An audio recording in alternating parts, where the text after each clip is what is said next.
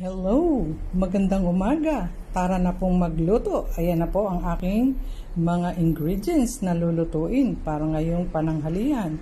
Umpisahan ko po magpainit ng mantika at nagprito ng mga ilang pirasong luya. Ayan.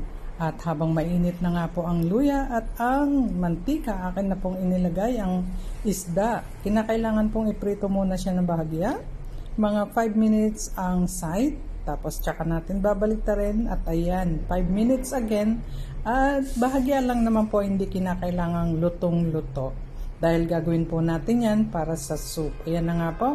At pagkatapos nyan, sa kabila naman pong aking kalan, ay ako'y nagpapakulo na ng kanyang sabaw. Hinaluan ko na po iyan ng oyster sauce, soy sauce, salt, at mayroong ginger, mayroon din pong kinchay at green onions. Maraming kinchay pong kailangan natin. Takpan po natin munang saglit. At ngayon, inilagay ko na po ang isda. Ayan, hayaan ko pong balik rin sa kabila para naman po mag-soft ang kanyang laman at maging mas masarap ang ating sabaw. Ayan, nilagay ko na rin po ang kinchay. At hayaan ko pong kumulo muna yan, mga 15 minutes. At saka ko po ilalagay yung aking silky tofu. Ayan na nga po ang dalawang small box ng aking silky tofu.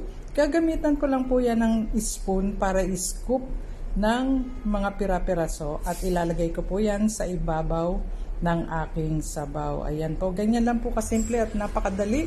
Siyempre affordable din po at laging nandyan po yan sa ating mga supermarket. Mabibili at siyempre masustansya at very healthy po ang pagkain na ito.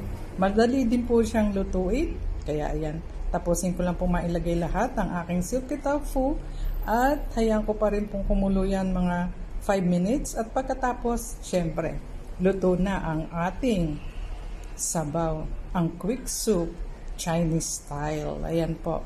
Nailagay ko na po lahat. Akin lang pinapakita sa inyo ang mga sangkap niya, lalo na po yung maraming kinchay. Kaya yan mga kakusina ang aking fried fish soup with silky tofu. Kaya thank you for watching.